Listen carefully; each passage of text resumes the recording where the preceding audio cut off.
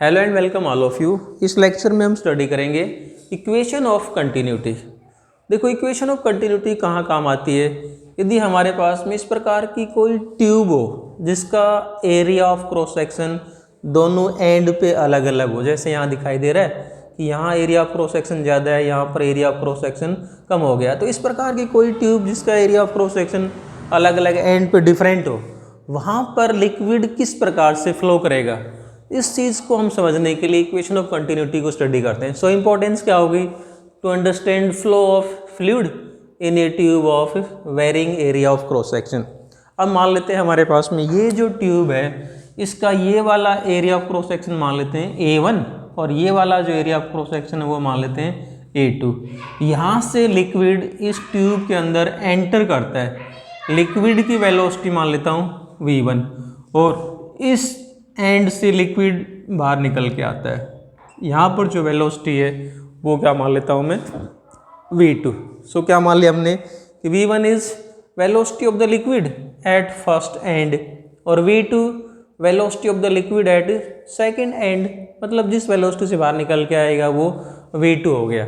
सो अब यदि हम बात करें कि इस एंड पे या इस एरिया पे लिक्विड एक सेकंड में कितना एंटर करेगा, दैट इज अगर हम ये कहते हैं कि volume of liquid entering per second.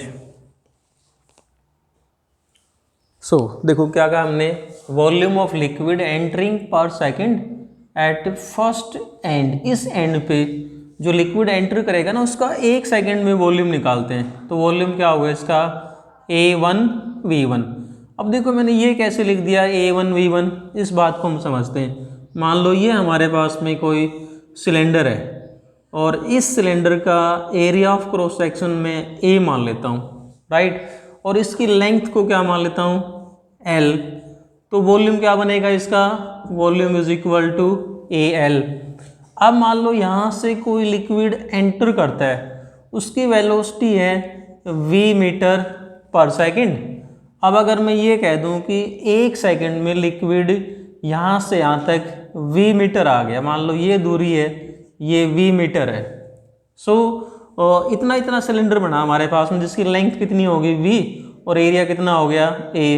तो इस सिलेंडर का वॉल्यूम क्या बनेगा, we can say that it is equal to AV, area into length. So इसी प्रकार से क्या कहा मैंने कि यहाँ मान लो इसका area of cross section A1 है और लिक्विड की वेलोसिटी V1 है। तो क्या होगा, ये मीटर पर सेकंड में, तो एक सेकंड में लिक्विड V1 डिस्टेंस पे जाएगा। सो हमने क्या लिखा, volume of liquid entering per second is equal to A1V1। मान लेते हैं भाई इस लिक्विड की जो डेंसिटी है कि let the density of liquid is रो।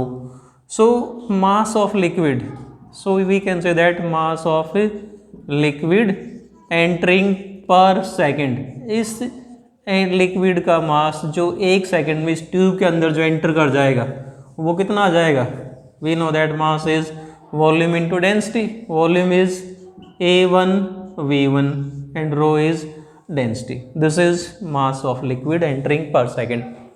अब हम दूसरे एंड पे आते हैं। दूसरे एंड से जो लिक्विड बाहर निकल के आएगा उसका वॉल्यूम कितना होगा, we can say that volume of liquid leaving per second.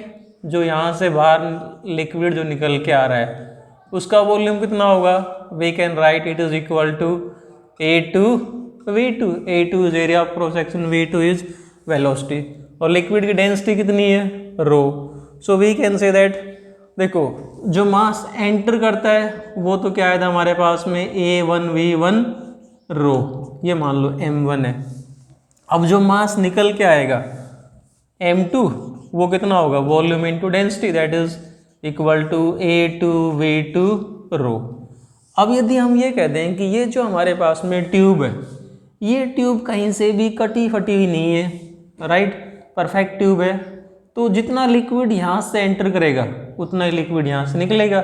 So we can say that volume of liquid entering per second is equal to volume of liquid leaving per second, या यूँ कह दें कि मास entering per second. जितना मास enter करेगा उतना ही मास यहाँ से निकल के आएगा। So mass entering is equal to mass leaving. और मास जो एंटर कर रहा है वो कितना है A1V1 रो, जो मास निकल के आ रहा है वो A2V2 रो से रो कैंसिल हो गया, so we can say that A1V1 is equal to A2V2।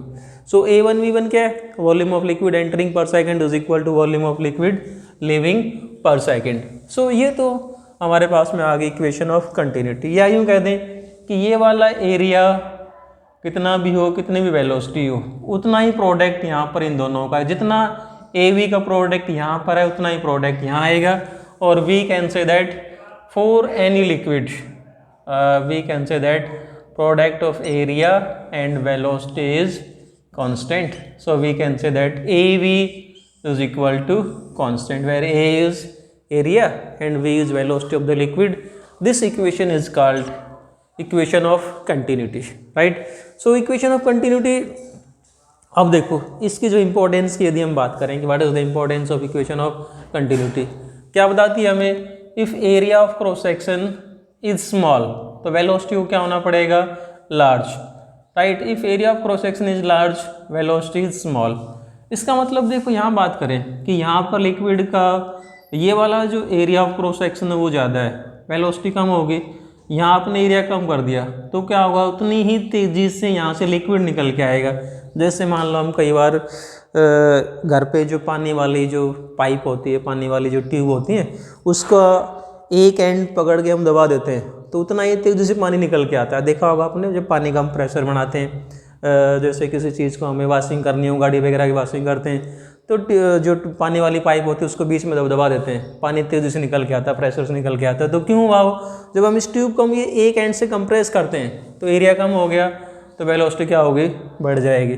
इसी प्रकार से जैसे और एग्जाम्पल लेते हैं कि स्लो वाटर, एक दूसरा एग्जाम्पल इक्वेशन ऑफ कंटिन्यूटी का, slow water runs deep. For example slow water runs deep का मतलब क्या है कि मान लो ये ग्राउंड है हमारे पास में, दिस इज ग्राउंड, और ग्राउंड के ऊपर यहाँ से हम पानी को फॉल कर रहे हैं, पानी को धीरे धीरे ऊपर से नीचे गिरा रहे हैं, राइट? पानी को जब धीरे धीरे गिर रहे हैं तो ये पानी क्या होगा, आगे बहने की बजाय ज़मीन में ज़्यादा गहराई तक जाता है, ज़्यादा डीप जाएगा। अगर इसी प्रकार से इसी पानी को आप यहाँ तेज़ी से गिराते तो क्या होता है, नीचे पानी ज़मीन के अंदर कम जाता, आगे ज़्यादा फ्लो करता, क्योंकि आपने वेलोसिटी बढ़ा दी तो नीचे वाला एरिया कम हो जाएगा। पानी को धीरे धीरे गिरा रहे हो तो पानी की जो वेलोसिटी कम है तो ये नीचे ज़्यादा चला जाएगा, एरिया बढ़ जाएगा, इसलिए हम कहते हैं कि स्लो वाटर रन्स डीप। तो ये था हमारे पास में concept equation of continuity. Thanks and keep on watching.